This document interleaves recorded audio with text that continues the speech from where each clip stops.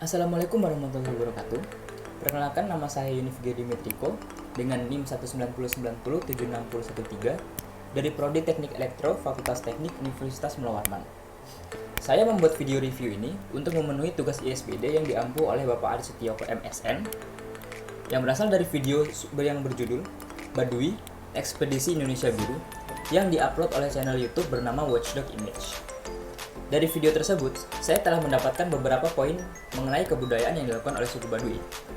Yang pertama, suku Baduy merupakan salah satu suku di Indonesia yang berada di Banten, tepatnya di kaki pegunungan Kendeng.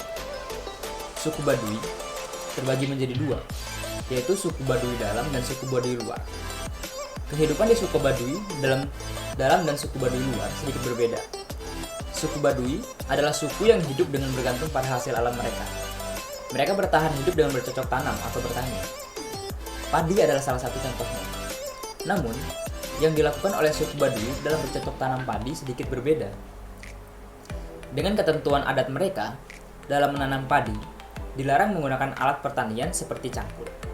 Mereka hanya diperbolehkan untuk menggunakan pupuk organik saja. Padi yang diproduksi oleh masyarakat suku Baduy juga dilarang untuk dijual. Yang boleh adalah dilakukan tukar tambah atau barter. Suku Baduy juga hanya menanam padi sekali dalam satu tahun.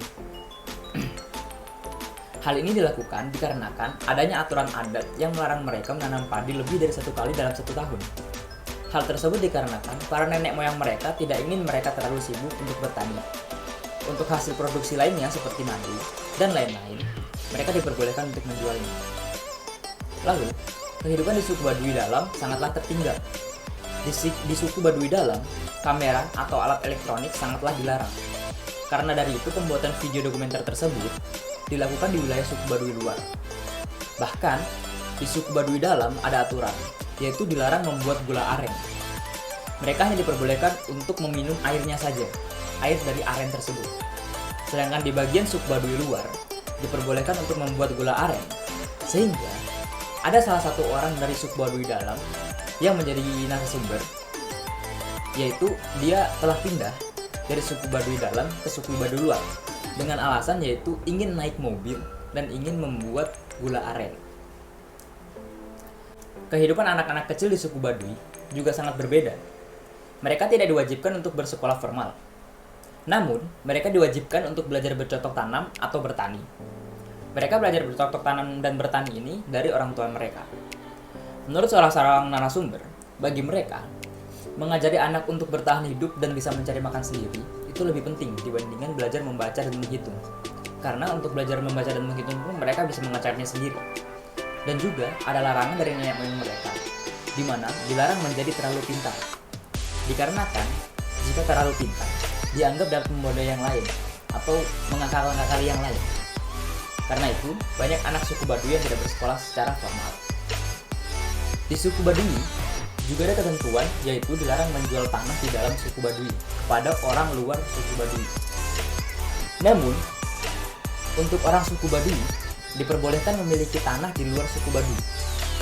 Hal ini, menurut saya, memiliki tujuan yaitu agar wilayah suku Baduy ini tidak dicampuri oleh orang luar suku Baduy yang dapat merusak adat dan budaya yang telah mereka lestarikan selama ini. Selain itu, kehidupan suku Baduy ini sangatlah unik. Mereka biasa berkegiatan tidak menggunakan alas kaki, sehingga untuk orang-orang dewasa di sana, telapak kaki mereka itu sangat-sangatlah tebal. Itu dikarenakan setiap harinya mereka tidak pernah sama sekali menggunakan alas kaki. Selain itu, mereka juga mandi menggunakan sabun dari alam, yaitu dari dedaunan yang mereka olah sendiri untuk pengganti sabun atau shampoo. Dan dalam sistem pertanian mereka selalu melakukan semuanya dengan secukupnya. Contohnya adalah seperti menanam padi tersebut. Alasan mereka hanya menanam padi sekali dalam satu tahun, bukan hanya dari nenek moyang mereka, tapi dari salah satu sumber berkata bahwa asalkan untuk sandang dan pangan sudah cukup, itu tidak apa-apa. Seperti itu. Meskipun pemerintah sudah menyarankan agar suku Baduy itu memproduksi padi 2 kali dalam 1 tahun agar tidak terlalu lelah atau tidak kekurangan sandang dan pangan. Saya rasa itulah yang saya dapat dari video dokumenter tersebut. Kebudayaan dan adat yang sangat erat tersebut membuat mereka hidup sangat tentram dan teratur, saling melengkapi satu sama lain. Saya rasa cukup sampai di sini video yang saya buat. Atas kekurangannya mohon dimaafkan. Semoga dapat memenuhi tugas yang dibutuhkan. Akhir kata, wassalamualaikum warahmatullahi wabarakatuh. Selalu jaga kesehatan dan tetap